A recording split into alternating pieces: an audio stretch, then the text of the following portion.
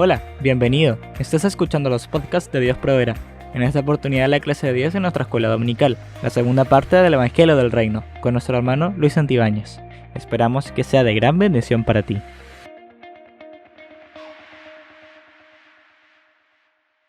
Que el Señor les bendiga a cada uno de ustedes, mis hermanos. Le damos gracias al Señor por la oportunidad que nos da de poder seguir estudiando su palabra, específicamente conociendo más del Evangelio, entendiendo que no solamente es un mensaje para el no creyente, sino que también el Evangelio tiene una profundidad y una riqueza tan grande que nosotros también como creyentes debemos profundizar en ese conocimiento para poder vivirlo y disfrutarlo. Estamos específicamente en la clase acerca del Evangelio del Reino. Esta sería nuestra segunda clase. Seguramente vamos a tener unas 2 clases más respecto a este mismo tema. Y bueno, que el Señor nos ayude para poder entender, poner atención y comprender que es tan importante este aspecto del Evangelio, que es el aspecto del reinado del Señor. Estamos entonces en la segunda parte del Evangelio del Reino. Hemos visto en la clase anterior el contexto histórico en el cual se desarrolló el pueblo de Israel. Habíamos dicho que fue una nación que por su desobediencia fue disciplinada por el Señor. Las naciones e imperios vecinos les invadieron, les exiliaron, les mataron, los oprimieron. Ellos pidieron reyes y Dios le permitió tener a quien les gobierne, pero cada uno de ellos en el tiempo demostró su fracaso y su incapacidad como reyes, ¿cierto?, de liberar a Israel. La pregunta que podemos hacernos es ¿por qué? Y lo hemos respondido ya. Porque el mayor enemigo de Israel precisamente no eran los grandes imperios, sino que era su propio corazón corrompido que los alejaba de Dios, los alejaba de la soberanía y del señorío del Creador. Por eso es que el Señor les hablaba de su condición espiritual y les decía que eran sepulcros blanqueados, vasos sucios por dentro y por fuera se mostraban bastante limpios. Así les dice Cristo, porque había un problema evidente en su corazón. Israel estaba equivocado porque creía que necesitaba un rey, un salvador que los libere físicamente, ¿cierto? Eso es lo que mencionábamos en clases anteriores. Israel estaba equivocado porque creía que necesitaba un rey que los libere físicamente, políticamente, económicamente. Su miseria había tenido un solo origen y era su corazón rebelde. Con estas expectativas fueron ellos recibiendo al Señor Jesucristo, al Mesías. Esperando a un general del ejército poderoso, vieron a un siervo capaz de lavar los pies de sus discípulos como un esclavo. Esperando a alguien que saque la espada, vieron a alguien que enseñaba a poner la otra mejilla. Esperando a alguien con riquezas y poder, se encontraron con alguien que dijo: bienaventurados los pobres en espíritu, porque de ellos es el reino de los cielos. Esperaban a alguien que persiguiera a sus enemigos, pero él dijo que eran bienaventurados los que padecen persecución, porque de ellos era el reino de los cielos. Esperaban un rey que pusiera fin a la vida de sus enemigos, pero vieron a un rey muriendo en una cruz, aparentemente derrotado, lleno de vergüenza y humillado hasta más no poder. Le pusieron una corona de espina y escribieron en su cruz Rey de los Judíos, como burla según ellos, porque no creían en un rey tan débil. No había, hermanos, en aquel entonces alguna cosa más difícil. En los tiempos de Jesús no había alguna cosa más difícil que creer y aceptar que un rey, que el rey de Israel padeciera de esta forma. Y les digo algo, mis hermanos. Creo profundamente que muchos de nosotros hubiésemos estado en la lista de aquellos incrédulos, de los que menospreciaron a Cristo. Hoy siguen existiendo muchas personas que tienen una expectativa diferente de Cristo, de Jesús. Están esperando a un Jesús que los libere de sus aflicciones físicas, de sus problemas económicos y que les venga a cumplir sus propias expectativas, sus propios sueños. Pero no se dan cuenta que el Jesús de la Biblia vino a liberarnos del verdadero enemigo del ser humano, de un enemigo mucho más poderoso que un problema económico. Y ese enemigo está arraigado en nuestras entrañas, está arraigado en las entrañas del ser humano. Es el pecado. Sin embargo, mis hermanos, en medio de todo este caos que se estaba produciendo, en aquel tiempo en que vino el Señor, el reinado de Cristo era inminente, era real y era poderoso. Pero su poderío, el poderío de este reinado, su fuerza, no sería usada para liberarnos físicamente, porque su problema verdadero era la maldad adámica, la maldad que contrajo el hombre ahí en el huerto del Edén y que fue una herencia que todos nosotros recogimos para muerte. El tema del reino, mis hermanos, en los evangelios es común. Los evangelios declaran abiertamente que su venida es la venida de su reino, de la venida del reino de Cristo. En Mateo 2, por ejemplo, se mencionan que llegaron los magos del oriente y preguntaron: ¿dónde está el rey de los judíos? El rey de los judíos. Dice la Biblia que Herodes se turbó en gran manera. ¿Cómo no se iba a turbar, mis hermanos? El tiempo del verdadero rey se había cumplido. Dice la Escritura que Herodes comenzó a indagar, a investigar dónde habría de nacer el Cristo. Y le respondieron: en Belén. Incluso le citan las profecías que sale en Miqueas 2, donde está escrito que: pero tú, Belén, Efrata, aunque eres pequeña entre las familias de Judá, de ti me saldrá el que ha de ser gobernante de Israel, y sus orígenes son desde tiempos antiguos, desde los días de la eternidad.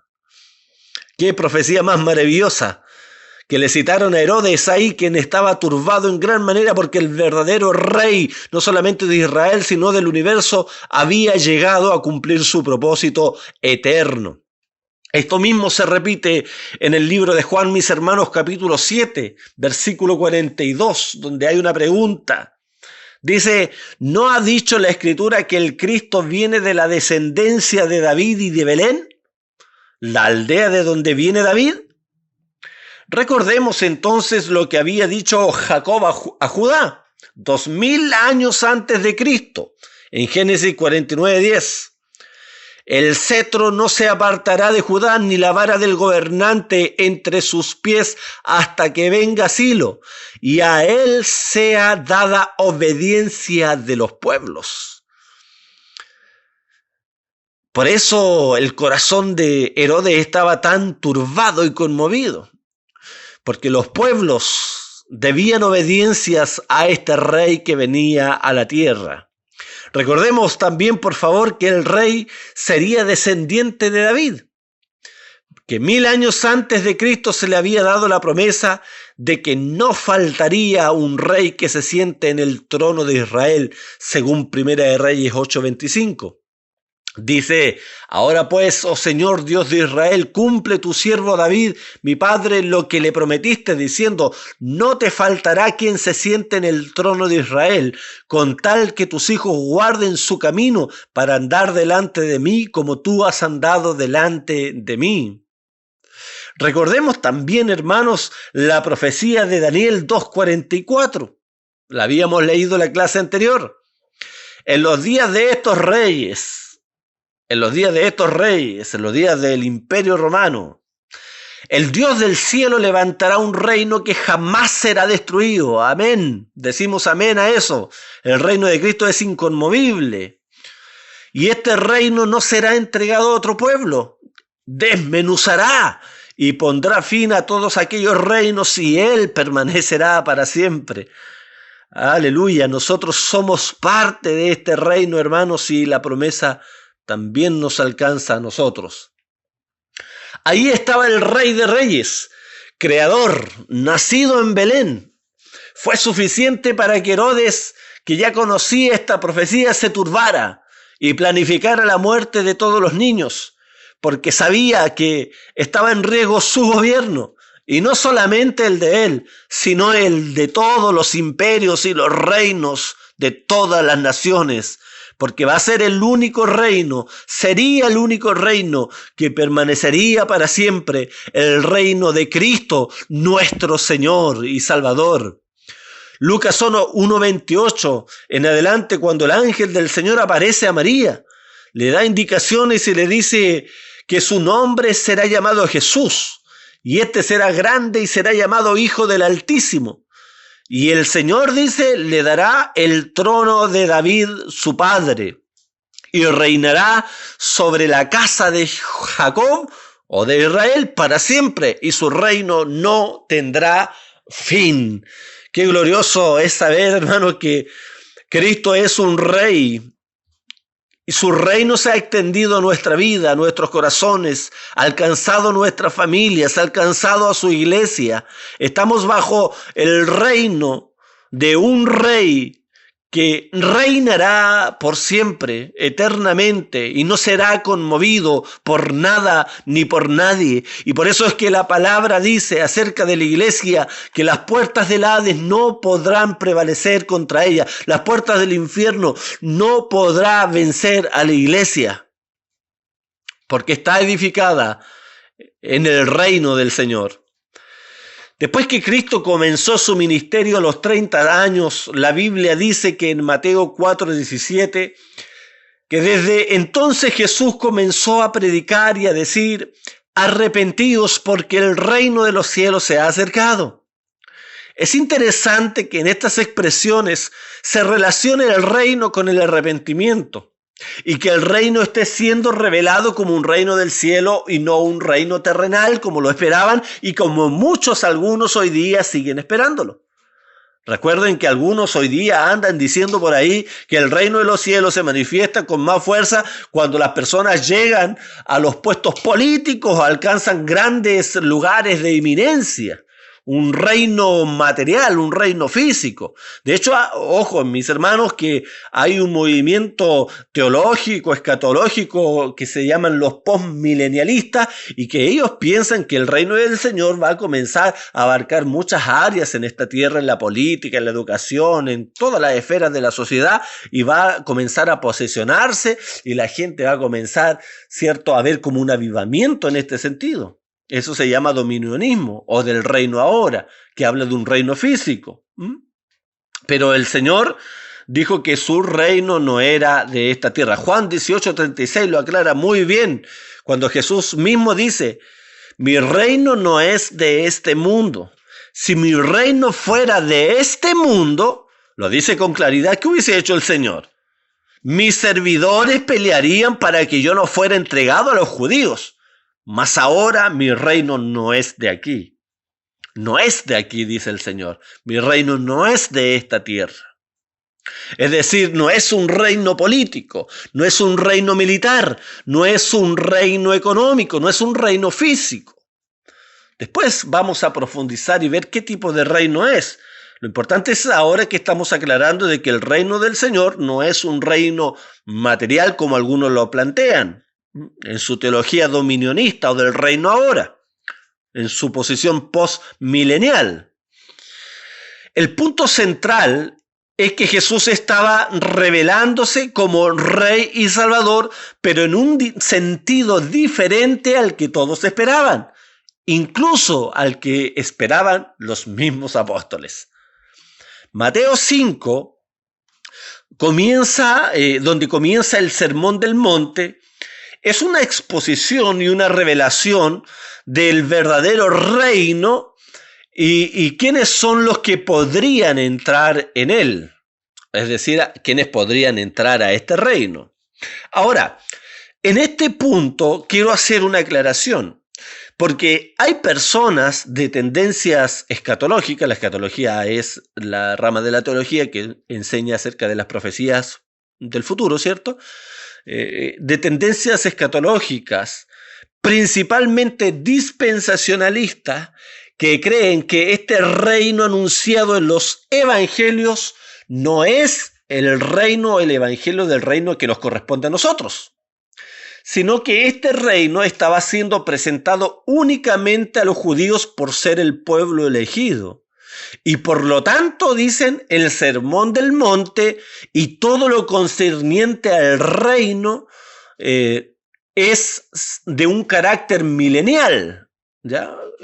Hay, hermanos, una enseñanza que habla de que el Señor va a venir, ¿cierto?, en Apocalipsis por 1000 años. No estamos estudiando escatología, pero cuando hablamos del Evangelio del Reino, necesariamente nos encontramos con estos dilemas o estas complicaciones o diferentes planteamientos. Muchos hermanos dispensacionalistas enseñan de que todo el Evangelio del Reino, incluido el Sermón del Monte, ¿cierto? El Sermón del Monte, nada es para nosotros, la iglesia o los gentiles, sino que estaba siendo enseñado a los judíos, y que ese va a ser el carácter del reino del milenio, alguna vez cuando Cristo venga y reine por 1000 años, donde Cristo restaurará al pueblo de Israel y reinará literal y físicamente. Entonces, vuelvo a decir que en conclusión debemos decir que ellos dicen que no es aplicable a la iglesia. Eso dice uno de los principales teólogos dispensacionalistas, que es Schaeffer. Esto es lo que creen ellos entonces. Creen que el plan de Israel continúa a la vez que también continúa el plan de la iglesia. Y ahí se establece una diferencia entre lo que es el plan de Israel y el plan de nosotros, la iglesia. Sin embargo, muchos reconocen que esta es una tendencia errónea de parte de los dispensacionalistas, porque de esa forma prácticamente nada del libro de Mateo sería aplicable para nosotros. Algunos dispensacionalistas reconocen que incluso dentro de los mismos dispensacionalistas hay tendencias muy equivocadas y hacen divisiones muy excesivas de la verdad. Por ejemplo, dividen a Israel y a la iglesia, y como que prácticamente no hay un punto de convergencia entre ellos. Dividen la ley y la gracia, como si estos elementos fueran siempre por diferentes caminos. Pero yo creo que el mensaje del reino, mis hermanos, el evangelio del reino es el mismo evangelio que el apóstol Pablo predicó. Incluso un hermano muy dispensacionalista y muy conocido, que es John MacArthur, uno de los principales teólogos de la actualidad, a pesar de ser el dispensacionalista, en su libro El Evangelio según Jesucristo, critica esta división obsesiva y excesiva de separarlo todo, y que además dice que trae mucha confusión al mensaje de la salvación. Ahora, yo pienso particularmente que efectivamente Jesús vino a los judíos primeramente y ellos le rechazaron. Pero este reino que rechazaron no es que va a esperar hasta el milenio para ser llevado a cabo, sino que fue traspasado a los gentiles cuando los judíos rechazaron al Mesías. En Mateo 21:43 dice, por ejemplo, algo muy interesante. Lo que el Señor le estaba diciendo al pueblo de Israel: por eso os digo que el reino de Dios os será quitado y será dado a una nación que produzca frutos. A nosotros, la iglesia. Este pueblo éramos nosotros. Este reino anunciado a los judíos y rechazado fue extendido al que no era pueblo. Esto es muy importante, hermanos, porque de lo contrario, nosotros creeríamos, si adoptamos esta posición que yo les he mencionado, de que este evangelio del reino es diferente al evangelio de la gracia, estaríamos afirmando que hay dos tipos de evangelio: el evangelio del reino, el evangelio de la gracia, el evangelio de Jesús y el evangelio de los apóstoles.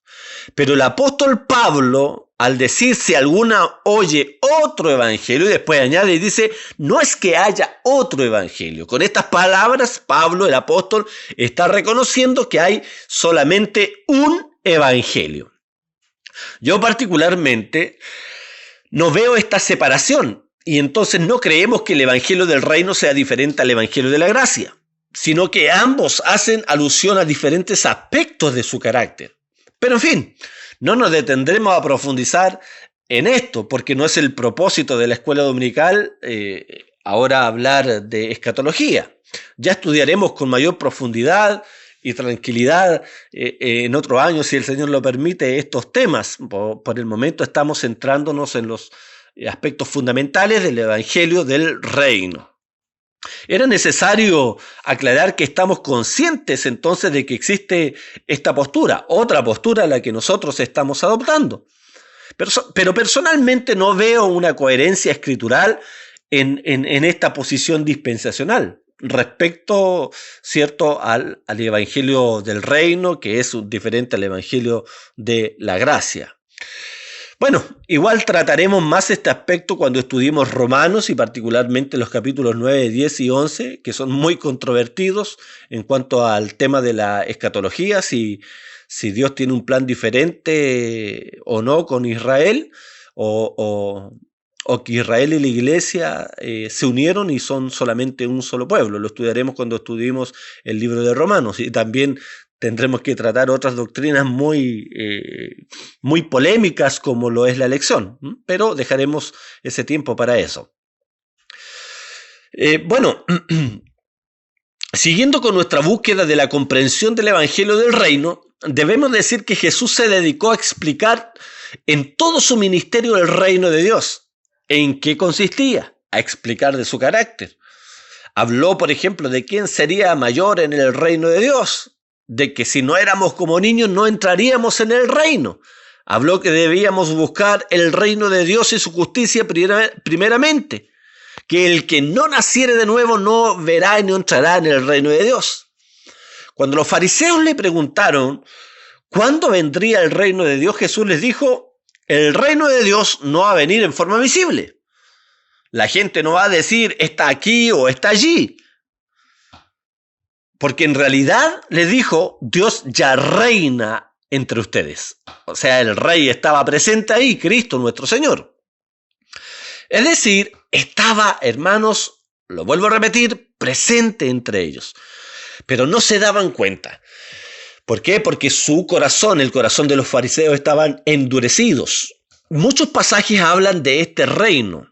Muchos pasajes entonces, hermanos, nos explican acerca de este reino que ha venido, que se ha acercado y que estaban entre medio de todas las personas que escuchaban a Jesús. Jesús habla abundantemente del reino en la Biblia y por eso también nos incumbe a nosotros y estamos tratando de profundizar, estudiar, pedirle al Señor que nos enseñe más acerca de lo que Él quiso decir acerca de este tema que llena, inunda la Escritura. Incluso después de su resurrección, la Biblia dice en Hechos 1:3 que después de haber padecido, haber muerto, resucitado, ¿cierto?, se presentó vivo con muchas pruebas indubitables, apareciéndose durante 40 días y mire, ponga atención a esto, y hablándoles acerca del reino de Dios. Ahora, ya hemos visto que Jesús se preocupa de que sus oyentes, principalmente sus discípulos, entiendan el carácter del reino y que ellos además puedan anhelarlo, que puedan entrar en él y que puedan pedir de que venga de forma particular a cada vida. Por eso cuando Jesús les estaba enseñando a orar el Padre Nuestro, una de las partes de esta oración es que Dios haga su voluntad, lo que desea Él para nosotros. Y así también nosotros podamos anhelar su reino.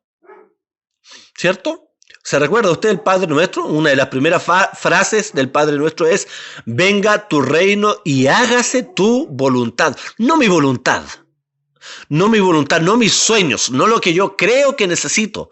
La oración es: hágase tu voluntad. Venga a tu reino, hágase tu voluntad. Ambas cosas son inseparables. No puede Dios reinar cuando yo estoy haciendo mi propia voluntad. Algunos quieren que Dios reine, pero que hagan ellos mismos sus propios deseos. Eso es incompatible.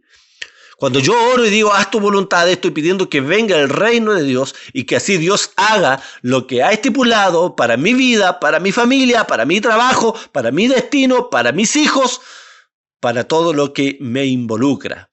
Si usted está haciendo su voluntad, si yo estoy haciendo mi voluntad, no estamos viviendo bajo el reino del señorío del Señor. Aunque eso lo vamos a hablar después. Ya es una de las partes, hermanos, que quiero hablarles. Lo importante que es el reino del Señor en nuestra vida, su señorío, su gobierno en nosotros, en todo lo que somos. Sin embargo, hermanos, muchas veces no somos solamente nosotros los que no entendemos bien el reino del Señor, también los discípulos no lo entendieron. No entendieron mucho acerca de su reino. Aun cuando Jesús estuvo entre ellos, habló de su reinado.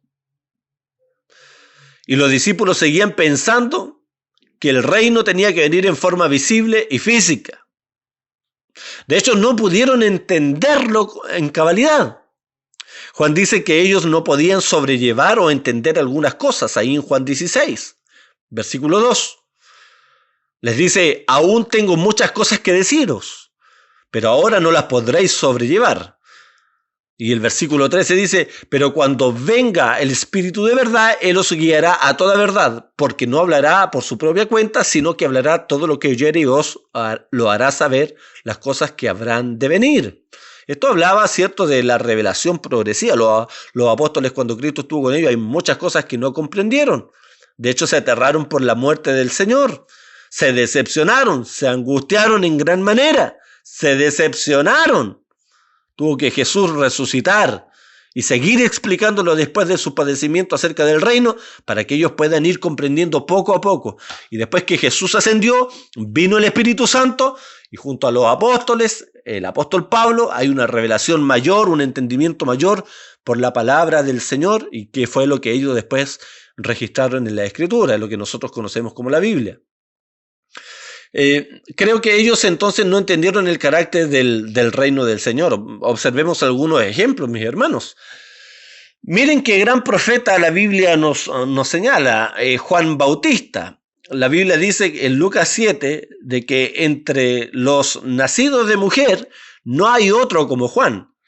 Sin embargo, sus convicciones se ven seriamente atacadas por las circunstancias.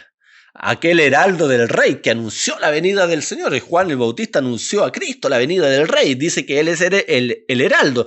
El heraldo anunciaba, iba delante del rey anunciando la victoria y el mensaje de que el rey venía. Y esa fue la labor de Juan. Y el Señor nos dice que entre los nacidos de mujer no hay otro profeta como él. Este era el heraldo del rey, el que preparaba el camino del Señor. Juan, el más grande profeta, se encontraba en un momento preso por el Señor, a punto de ser decapitado. Nadie, mis hermanos, lo iba a socorrer.